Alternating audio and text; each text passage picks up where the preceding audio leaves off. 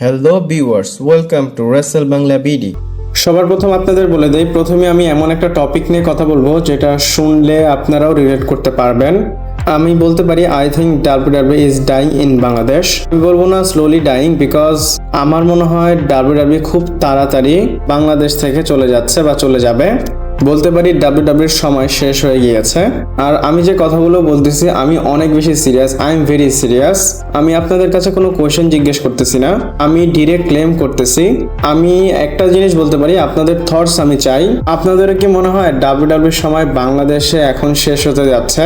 আমি আপনাদের বলি আমার আর্গুমেন্টস, আমি কি কি নোটিস করেছি এবং নোটিস করার পর কি কি চেঞ্জ হয়েছে বাংলাদেশে ডাব্লিউডাব্লিউ এর। এবং আপনাদের বলে দিই, আমি কিন্তু ইউটিউবে আজকে থেকে না, আমার এই চ্যানেলটা নতুন, মানে 2.5 বছর হয়েছে। এর আগেও একটা চ্যানেল ছিল, সেটা কোভিডের আগে আমি খুলেছিলাম এবং সেখানে আপডেট দিতাম। তো আমি বোঝাতে চাচ্ছি আমি অনেক পুরানো এবং আমি ডাব্লিউডাব্লিউর প্রত্যেকটা সপ্তাহে শো দেখি এবং প্রত্যেকটা পিএলই দেখি। হ্যাঁ, মাঝে মধ্যে মিস হয়েছে, কিন্তু আমি রেগুলার এটা দেখতাম, এখনো দেখি, এখনো ভিডিও দেই। যদি আমি এক্সাক্ট ডেট বলি, আমি 2008 থেকে 9 থেকে শুরু হয়েছে আমার বোঝা। এর আগে থেকে দেখি, কিন্তু 9 থেকে আমি এক্সাক্ট বুঝতাম আর কি। দেখেন, আমি প্রায় এত বছর ধরে ডাব্লিউডাব্লিউ দেখি, আমি বুঝি এবং আমি ফিল করতেছি এখন যে ডাব্লিউডাব্লিউর অবস্থা সেটা বাংলাদেশে ভালো নেই। এত বছর ধরে আমি দেখতেছি, আমার মনে হয় আমি অনেক কিছু শিখেছি, অনেক কিছু জেনেছি, অনেক কিছু বুঝতে পেরেছি। ডাব্লিউডাব্লিউ যে কমিউনিটি, এটার বিষয়ে আমার অনেক ধারণা এসেছে, অনেক আমি জানতে পেরেছি, বলতে পারেন অনেক জ্ঞান এসেছে। তো এই অভিজ্ঞতা থেকে বলতে পারি ডাব্লিউডাব্লিউর এখনের স্ট্যাটাস কি। আপনারা আপনাদের থটস অবশ্যই বলবেন, কিন্তু আমার মনে হয় ডাব্লিউডাব্লিউ বাংলাদেশে অ্যাকচুয়ালি শেষ হতে যাচ্ছে। এমন না যে প্রথমবার বলতেছি ডাব্লিউডাব্লিউ শেষ হতে যাচ্ছে, অনেকবার এর আগেও অনেক ভিডিওতে বলেছি এবং পার্টিকুলার অনেক ভিডিও এসেছে ইউটিউবে, আপনারা হয়তো দেখেছেন, অনেকেই বলেছে ডাব্লিউডাব্লিউ শেষ হতে যাচ্ছে। কিন্তু আমি যেটা বলবো এটা অন্য একটা টপিক।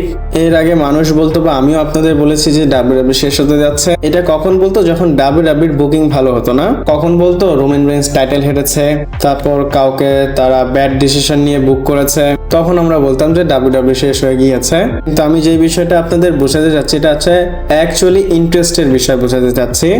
ডাব্লিউডাব্লিউ যতই ভালো বুক করুক, ডাব্লিউডাব্লিউ যা ইচ্ছা তা করুক, এখন ডাব্লিউডাব্লিউ দেখে ফ্যানদের মজা আসতেছে না। আমি যদি আপনাদের কিছু বছরের প্যাটার্নের কথা বলি, যেগুলো আমি নোটিস করেছি, আগে ডাব্লিউডাব্লিউ যে কোনো কিছু করতে পারতো বা যাই করতো, মানে ভেন্সের সময় আমি বোঝাতে যাচ্ছি 2016 এবং 17 যে সময়টা, সেই সময়, ওই সময় যাই করুক, মানে ভেন্স ম্যাকম্যানের সময় যাই করুক, ডাব্লিউডাব্লিউর প্রোডাক্টটা ওয়াচেবল ছিল। আপনারাও দেখতেন, আমিও দেখতাম। তারপর 2019-20, তারপর 21-22 একটা ফেজ এসেছে। 2021-22 ডাব্লিউডাব্লিউ প্রত্যেকটা সপ্তাহে কোনো না কোনো কিছু ক্রেজি করতো। এই ক্রেজি জিনিস করার কারণে লোকেরা অ্যাটাচ থাকতো, ডাব্লিউডাব্লিউ দেখতো। তারপরে যে পিরিয়ডটা এসেছে, মানে কোডি যে সময় রিটার্ন করেছে সেই সময়ের কথা বলতেছি, তো ওই সময় ডাব্লিউডাব্লিউ ভালো কিছু করতো মাঝে মধ্যে, আর বাকি সময় ইউজলেস জিনিস আমাদের দেখাতো।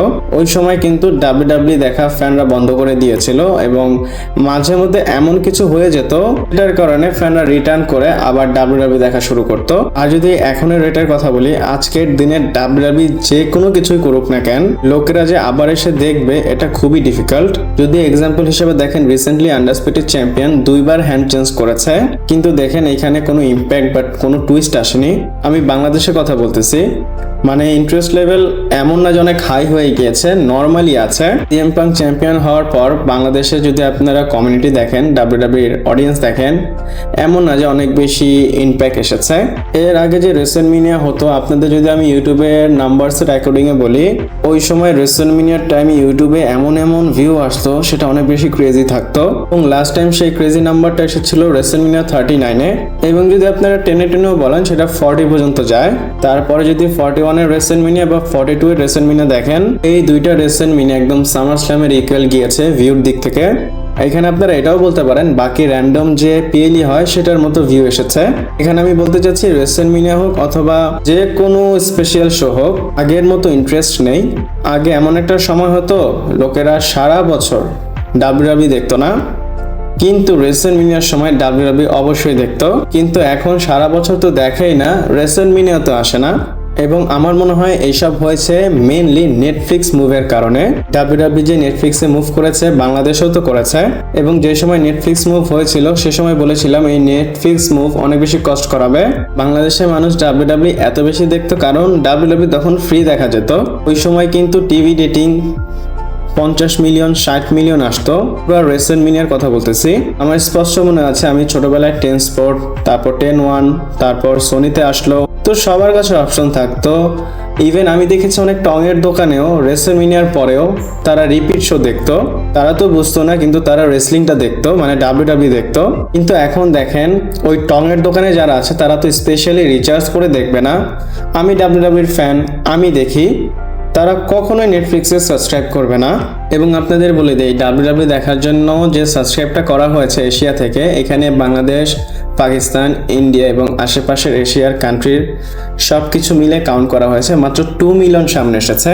দেখেন এটা অনেক বেশি কম, অনেক কম। বাংলাদেশে আমার মনে হয় না যে 1 লাখ মানুষ সাবস্ক্রিপশন কিনে WWE দেখে।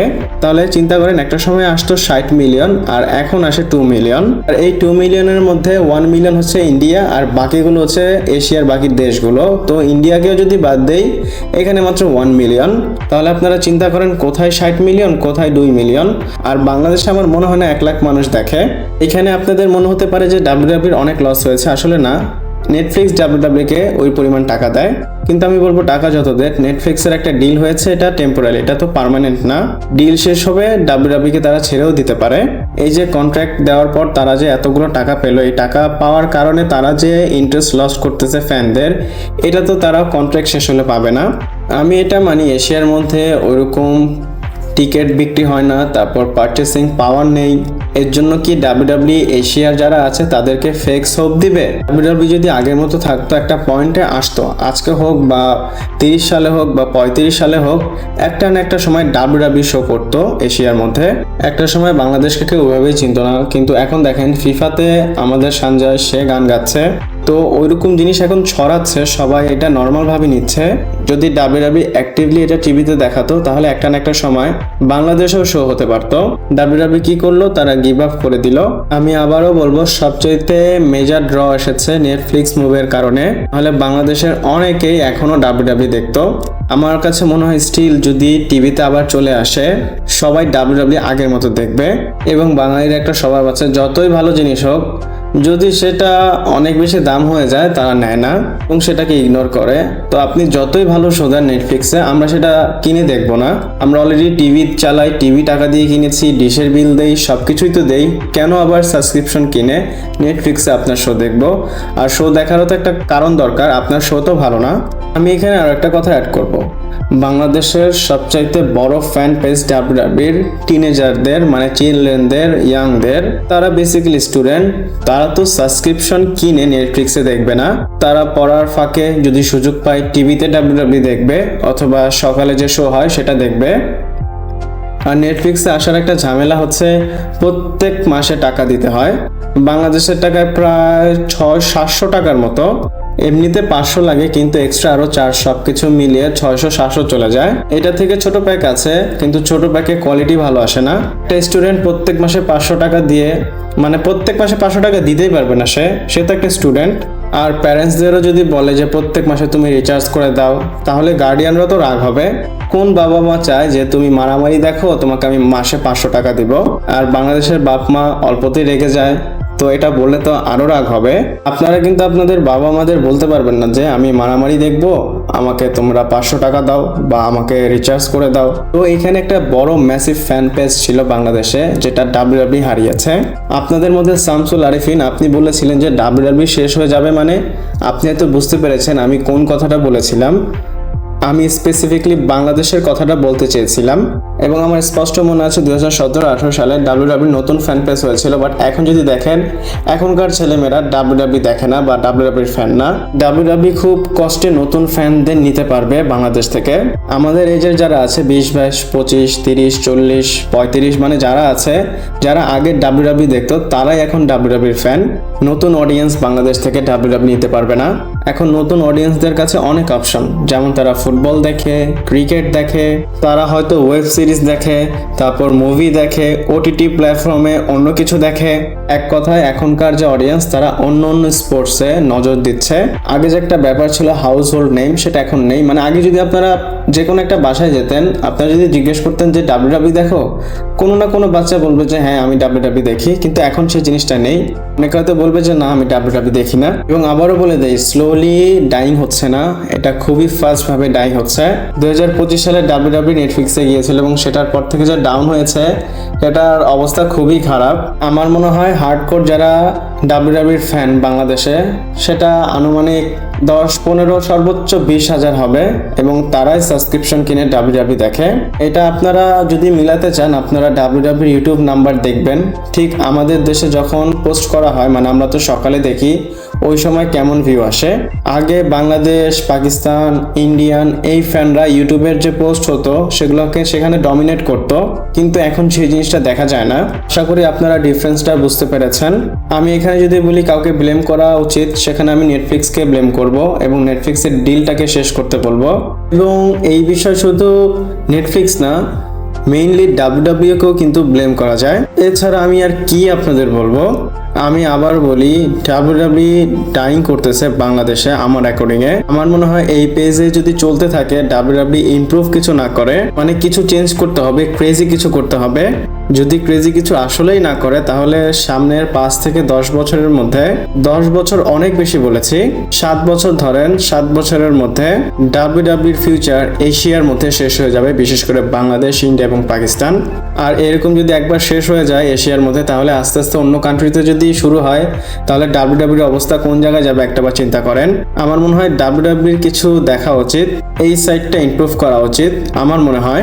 আশা করি আমি প্রথমে যে কথাগুলো বলেছি সেগুলো পার্ট বাই পার্ট আপনাদের ব্যাখ্যা করে বোঝাতে পেরেছি। যদি আমি ভুল থাকি অবশ্যই আমাকে বলবেন, কিন্তু আমার মনে হয় আমি 100% শিওর এবং আপনাদের আমি ভুলগুলো তুলে দেখাতে পেরেছি। আপনাদের কি মনে হয় আমাকে অবশ্যই জানাবেন। এই টপিক ছিল যেটা আমি আপনাদের অনেকদিন ধরে বলতে চেয়েছিলাম বাট পারিনি, এখন হয়তো বললাম, আপনারা বুঝেছেন। তো ভিডিওটা এই পর্যন্তই ছিল। ভালো লাগলে লাইক, কমেন্ট, শেয়ার, সাবস্ক্রাইব করে পাশে থাকবেন। পরবর্তী ভিডিওতে আবার দেখা হচ্ছে।